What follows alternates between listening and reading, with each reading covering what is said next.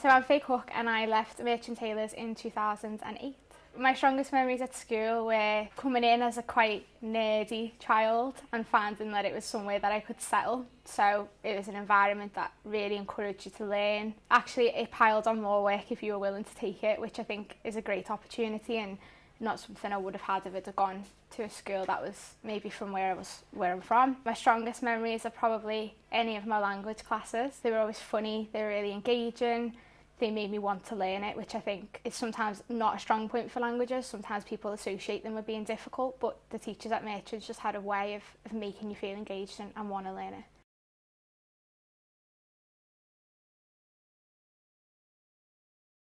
Mrs Johnson in biology and she was amazing, so I don't know how much people will remember her, but she'd gone to med school for a couple of years and then she left and she became a biology teacher, and she just had this mad knowledge about everything. So she'd teach what was in the textbook and then everything around that, so you left and you knew so much more than you ever thought you would know from just a biology class. I had Mrs Carter, who was my first ever form tutor. She was really cool and she made me feel settled straight away.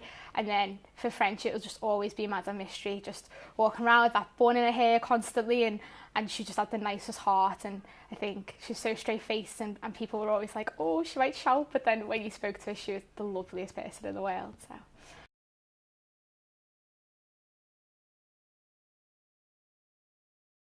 Had a little bit of a journey during sixth form, so I missed the cut-off for med school, so I dropped chemistry. So I had 3 A-levels, then I got bored because I had too much spare time, and I picked it back up again 3 months later and taught myself everything I'd missed. And then from there I went into uni and I did an undergrad degree in French and Spanish, a master's in Spanish, and I've part-studied my PhD in Hispanic Studies as well. I got a job in international logistics and had a little bit of a meltdown in my early 20s and thought, actually no, I think I'll just apply for med school late and do a second chance at that. Didn't get in again.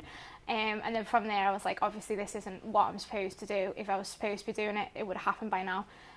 So I concentrated on logistics and I followed that journey. I dipped into doing logistics and trade, and then that led me to the career that I'm in at Maersk at the moment. So I joined the careers list as soon as I started at Uni of Liverpool because I wanted to know what type of jobs I could apply for as a graduate, like what type of salary I was looking at, how poor I was probably going to be with all my debt.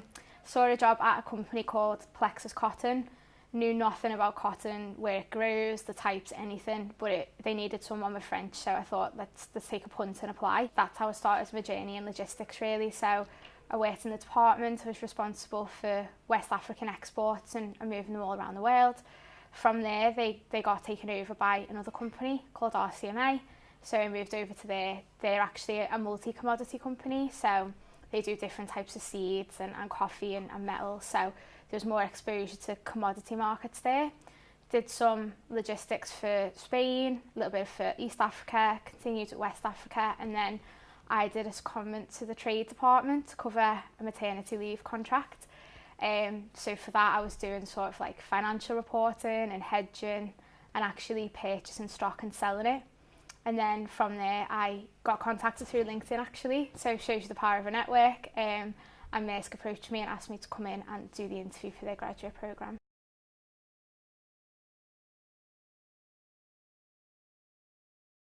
So in my current role, I'm what's called a senior care partner. My job is looking after our clients that we look after and making sure that all of their service elements are well taken care of. So any issues they might have with their shipments, their cargo, just any general questions, then they will come to me. I'd love to tell you that there is a typical day, but the main part that I love about my job is that there just isn't. I work cross-functionally across sales, trade, finance, just all about getting solutions for that customer as quickly as possible. I also take part in a lot of engagement initiatives. There isn't a standard day. We get given a standard working day, but literally anything can happen. If you're moving cargo on large vessels, and you know that can be disrupted by weather, strong winds, strong tidal waves, anything can happen. Cargo can go overboard, it can get damaged, so you just never know what you're going to walk into, and I think that's the best part of the job really. You never know what challenge you're going to get.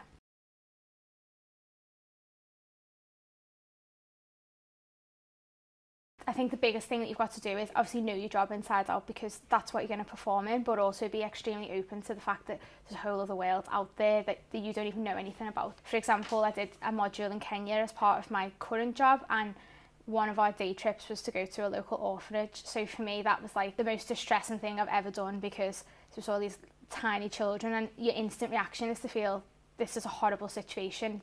They're tiny and they haven't got a mum and dad to take care of them. But actually then you realise like that's a really westernised thing to think, because when you're driving through the streets, there's a lot of children sitting there that haven't got anyone at all. They haven't got a support network. They weren't given that opportunity. And I sat with them children, and some of them, they were teenagers, and they were saying, oh, I want to go out and I want to be Steve Jobs. And I think you want to go out and change the world from coming from a background that you've come from. And then I go home and I speak to like my cousins who are like 18 or 19, and the biggest disaster is that they haven't got a new iPhone. And I think, yeah, you just don't see that cultural thing as much. And I think you've got to sort of take all of the pretext that you have from living in a country like the UK and just forget about it. And that'll be your biggest key to success if you want to work anywhere internationally.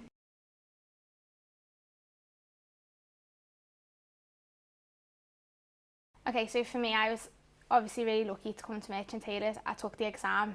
I got an assisted place and a bursary, which is a huge opportunity, and I just think I really want to make sure that my message gets out to say to anybody who's maybe at the school now, like this, you can have an amazing career, and these opportunities should be available for everybody. Like, it doesn't matter your socio-economic background, it doesn't matter whether your mum and dad earn loads of money, it doesn't matter what part of Liverpool that you come from. Just take advantage of all of those opportunities, and don't ever be ashamed of your background or who you are or what you thought you were. Just go in there, embrace it, and be whatever you want.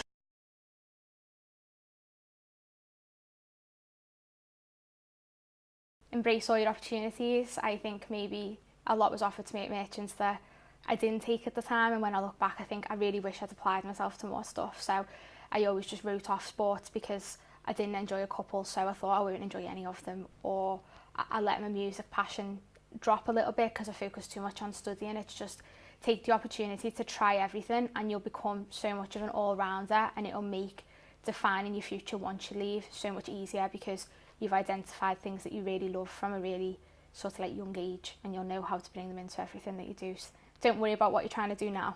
So don't think, oh, I've got to get these amazing A-star GCSEs, or I've got to get these amazing A-levels, because your life will never be what you think it's going to be. Like, I didn't go in to study languages and think that I would work for the biggest shipping line in the whole world. That's just something that was never on my horizon. And it's okay if you get to from Merchant and you go to university and you hate what you picked. It's okay to pick up your life and start again, and it's not a catastrophe. Like, learn to fail fast, pick yourself up and go and do something else. Like, and find a passion and move with it. If you're passionate about engagement, if you're passionate about helping others, bring it into everything that you do, and you'll really just enjoy everything. The biggest thing that I don't ever really touch on about my career is I've always worked in a male-dominated environment. So when I started in cotton, for example, I would go to a conference and there'd be hardly any women there. By the time I left that industry 4 to 5 years later, there was a lot more, but still not as many as there should have been in that room. And do you know what, like, it can feel intimidating, but there's nothing wrong with that. Like, go in and just be your own boss. Like, don't be intimidated, and don't study things because you think that it's cool, because you might get 100 likes on Instagram for that photo you posted, or that selfie in that little thing that you were interested at the time. But in 10 years when you're applying for a job, no one cares about that selfie that got you 100 likes, or the fact that you took part in this project because everybody else was doing it. So just don't feel the pressure to conform because of everybody else around you. Just do what you want. If you want to work in STEM, if you want to work in, I don't know, astrophysics, if you want to go and fly to the moon, does it matter that a woman's not done it before? No. Does it matter if all your friends all love makeup and watching videos and doing all those really girly things and you don't find it attractive? No.